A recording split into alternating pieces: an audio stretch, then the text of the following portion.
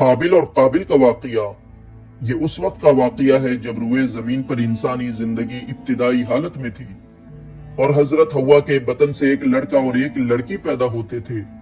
ایک ساتھ پیدا ہونے والے لڑکے اور لڑکی کا نکاح دوسری مرتبہ پیدا ہونے والے لڑکے اور لڑکی کے ساتھ کر دیا جاتا تھا۔ حابل اور قابل یہ دونوں حضرت آدم علیہ السلام کے بیٹے ہیں۔ جب یہ جوان ہوئے تو دستور کے مطابق حضرت آدم علیہ السلام نے قابل کا نکاح غازہ کے ساتھ جو حابل کے ساتھ پیدا ہوئی تھی کرنا چاہا، تو قابل اس بات پر راضی نہیں ہوا کیونکہ اقلیمہ غازہ کے مقابلے میں زیادہ خوبصورت تھی جو قابل کے ساتھ پیدا ہوئی تھی۔ حضرت آدم علیہ السلام نے قابل کو سمجھایا کہ یہ اللہ کا حکم ہے، لہٰذا تم یہ بات مان لو، اقلیمہ تمہارے ساتھ پیدا ہوئی ہے اس لیے وہ تیری بہن ہے، اس کے ساتھ تیرا نکاح نہیں ہو سکتا۔ مگر قابل اپنی بات پر اڑا رہا تو حضرت آدم علیہ السلام نے اپنے دونوں بیٹوں کو حکم دیا کہ تم دونوں اپنی اپنی قربانی اللہ کے حضور پیش کرو، جس کی قربانی قبول ہو جائے گی وہ اقلیمہ سے نکاح کرے گا۔ اس زمانے میں قربانی کی مقبولیت کی علامت یہ تھی کہ لوگ اپنی قربانیاں پہاڑ پر رکھ دیتے تھے اور آسمان سے آگ آ کر انہیں کھا جاتی تھی۔ قابل کھیتی باڑی کرتا تھا اور حابل جانور پالتا تھا، چنانچہ قابل نے گیہوں کی بالیاں اور حابل نے ایک خوبصورت موٹا تازہ مینڈا قربانی کے لیے ایک پہاڑ پر رکھ دیا اور اللہ سے دعا مانگی کہ اے الہی ہماری قربانی کو قبول فرما۔ آسمان سے آگ آئی اور اس نے حابل کی قربانی کو کھا لیا اور قابل کی قربانی قبول نہیں ہوئی، جس سے قابل کے دل میں حابل کے لیے غصہ، حسد اور بغض پیدا ہو گیا اور وہ حابل سے کہنے لگا کہ میں تجھے مار ڈالوں گا کیونکہ تیری قربانی قبول ہو گئی ہے۔ حابل نے قابل سے کہا اللہ تعالیٰ پرہیزگاروں کی قربانی قبول کرتا ہے، اگر تو میرے قتل کے لیے مجھ پر ہاتھ اٹھائے گا تو میں تجھ پر ہاتھ نہیں اٹھاؤں گا کیونکہ میں اللہ سے ڈرتا ہوں۔ قربانی دے کر دونوں بھائی حضرت آدم علیہ السلام کے پاس آئے۔ حضرت آدم علیہ السلام نے فرمایا اے قابل، اقلیمہ تیری بہن ہے جو کہ حابل پر حلال ہو گئی اور تجھ پر حرام۔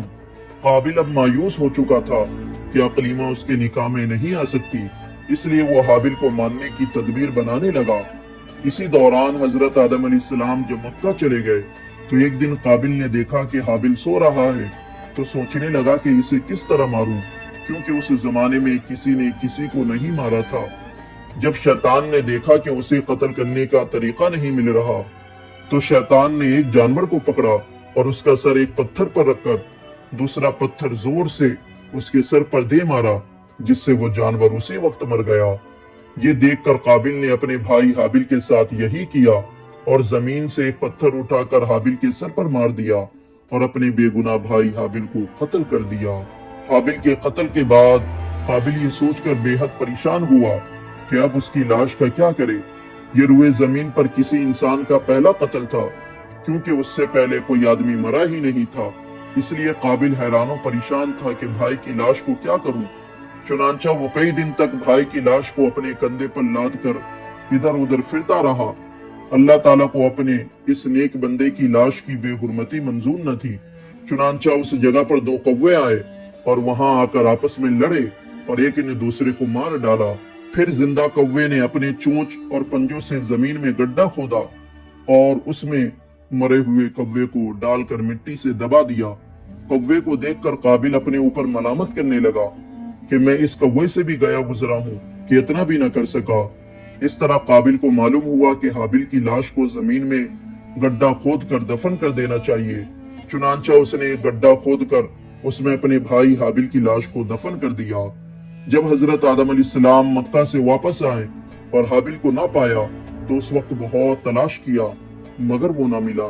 لوگوں سے پوچھنے لگے، کسی نے جواب دیا کہ حابل کچھ دنوں سے نہ معلوم کہاں چلا گیا ہے۔ حضرت آدم علیہ السلام نے حابل کے صدمے میں کھانا پینا اور سونا سب کچھ چھوڑ دیا اور دنوں رات حابل کے غم میں رہنے لگے۔ ایک دن حضرت آدم علیہ السلام نے خواب میں دیکھا کہ حابل الغیاث الغیاث، اے میرے باپ مدد کرو پکار رہا ہے۔ حضرت آدم علیہ السلام نیند سے چونک کر اٹھے اور زور زور سے رونے لگے۔ اسی وقت حضرت جبرائیل علیہ السلام آئے اور حضرت آدم علیہ السلام اور حضرت حوا کو حابل کی قبر پر لے گئے۔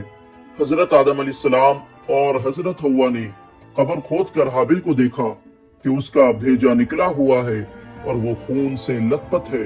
ये हालत देखकर आप दोनों बहुत रोए और हाबिल की लाश को एक ताबूत में बंद करके अपने मकान में लाकर दफन कर दिए। उस वक्त हजरत आदम अलैहिस्सलाम के 120 बेटे थे, जिनमें से सिवाय हाबिल के कोई नहीं मरा था।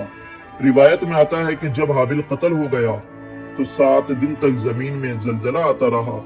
काबिल जो बहुत खूबसूरत था, भाई का खून बहाते ही उसका चेहरा बिल्कुल काला पड़ गया और बदसूरत हो गया। हजरत आदम अलैहिस्सलाम ने काबिल को अपने दरबार से निकाल दिया और वो यमन की सरजमीन अदन में चला गया। वहां इबलीस उसके पास आकर कहने लगा कि हाबिल की कुर्बानी को आग ने इसलिए खा लिया था कि वो आग की पूजा करता था, लिहाजा तू भी आग की पूजा करना शुरू कर दे। चुनांचा काबिल पहला शख्स बना जिसने आग की पूजा शुरू कर दी और जमीन पर काबिल पहला शख्स बना जिसने अल्लाह की नाफरमानी की, शिर्क किया और कत्ल किया, और यही वो पहला मुजरिम है जो जहन्नम में डाला जाएगा। हदीस में है कि जमीन पर कयामत तक जो भी खून बहाया जाएगा उसका एक हिस्सा गुनाह काबिल पर जाता है, क्योंकि इसने सबसे पहले कत्ल किया था और कत्ल करने का तरीका इजाद किया था। आखिरकार काबिल का अंजाम ये हुआ कि काबिल का एक लड़का था जो कि अंधा था, काबिल को पत्थर मारकर कत्ल कर दिया और ये बदबख्त आग की पूजा करते हुए कुफ्र और शिर्क की हालत में अपने लड़के के हाथों मारा गया।